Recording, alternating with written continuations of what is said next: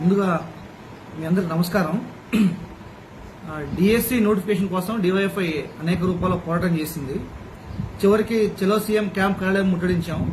ఈ సందర్భంగా అనేక మంది నాయకుల మీద కేసులు బనాయించారు, అక్రమంగా నిర్బంధం చేశారు తప్ప ఈరోజు కేబినెట్ లక్షలాది మంది నిరుద్యోగులు కేబినెట్ ఆమోదిస్తుంది, మెగా డిఎస్సి వస్తుందని చెప్పి ఎదురు చూస్తూ ఉంటే తీరా మనకు వస్తున్న లెక్కల ప్రకారం కేవలం 6,100 ఉద్యోగాలు టీచర్ ఉద్యోగాలకు భర్తీకి రాష్ట్ర కేబినెట్ ఆమోదం తెలుపుతున్నట్టు ఈరోజు వార్తలు లీకేజీలు వస్తున్నాయి. ఇది ఏమాత్రం ఈరోజు నిరుద్యోగులకు దీన్ని స్వాగతించే పరిస్థితి లేదు. ఎందుకంటే దాదాపు జగన్మోహన్ రెడ్డి గారే ఆ రోజు పాదయాత్ర సందర్భంగా చెప్పాడు 23,000 ఉద్యోగాలు ఒకేసారి భర్తీ చేస్తామని చెప్పాడు. ఆ తర్వాత ప్రతి ఏటా ఉపాధి దినం సందర్భంగా నోటిఫికేషన్ ఉంటుందని చెప్పాడు. తీరా 4.5 ఏళ్ల తర్వాత ఒక్క టీచర్ పోస్టు భర్తీ చేయకుండా మెగా డిఎస్ అని చెప్పి బొత్స గారు బహాటంగా ప్రకటించారు. తీరా 6,000 ఉద్యోగాలు, ఇది మెగా డిఎస్ మినీ డిఎస్ అర్థం కావట్లేదు.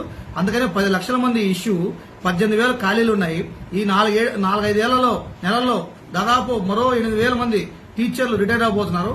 వాటన్నిటిని కనుక్కొని ఇప్పటికైనా రాష్ట్ర ప్రభుత్వం కేవలం ఇది ఆమోదం మాత్రమే కాబట్టి, కేబినెట్ ఆమోదం మాత్రమే కాబట్టి రేపు నోటిఫికేషన్ నాటికి వాటన్నిటిని సవరణ చేసి నోటిఫికేషన్ లో కనీసం 25,000 ఉద్యోగాలతో టీచర్ పోస్టులకి భర్తీకి ఆమోదం తెలపాలనేటువంటిది మేము డిమాండ్ చేస్తున్నాం.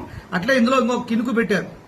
ఇచ్చినట్టు 6,000 ఉద్యోగాల్లో కూడా 2 ఏళ్ల పాటు అప్రెంటిస్షిప్ ఉండాలనేటువంటిది పెట్టారు. ఎప్పుడో దీన్ని రద్దు చేశారు. ఇప్పటికే పీడీఎఫ్ ఎమ్మెల్సీలు కానీ ఉపాధ్యాయ సంఘాలు కానీ పెద్ద ఎత్తున ఆందోళన చేసి పోరాటం చేసి సాధిస్తే దాన్ని మళ్ళీ ఇప్పుడు 2 ఏళ్ల పాటు ఈ నోటిఫికేషన్ ఏదైతే 6,100 ఉద్యోగాలు క్లియరెన్స్ ఇచ్చారో దాంట్లో అప్రెంటిస్షిప్ అని పెట్టి ఈ రోజు నిరుద్యోగులు మోసం చేసే ప్రయత్నం చేస్తున్నారు. ఎట్టి పరిస్థితుల్లో అది ఆమోయోగం కాదు. ఎప్పుడో రద్దు చేసింది జగన్మోహన్ రెడ్డి మళ్ళీ మా మీద రుద్దటం అనేటిది అన్యాయం. అందుకనే రాష్ట్ర ప్రభుత్వం గనక ఈ అప్రెంటిస్షిప్ రద్దు వెనక తీసుకుని 25,000 ఉద్యోగాలతో డిఎస్ నోటిఫికేషన్ ప్రకటించకపోతే పెద్ద ఎత్తున ఆందోళనలు దిగుతాం. దానికి రాష్ట్ర ప్రభుత్వమే బాధ్యత వహించాలని చెప్పి ఈ ప్రభుత్వానికి హెచ్చరిక చేస్తాం. జి రామన్న, డివైఎఫ్ఐ రాష్ట్ర కార్యదర్శి.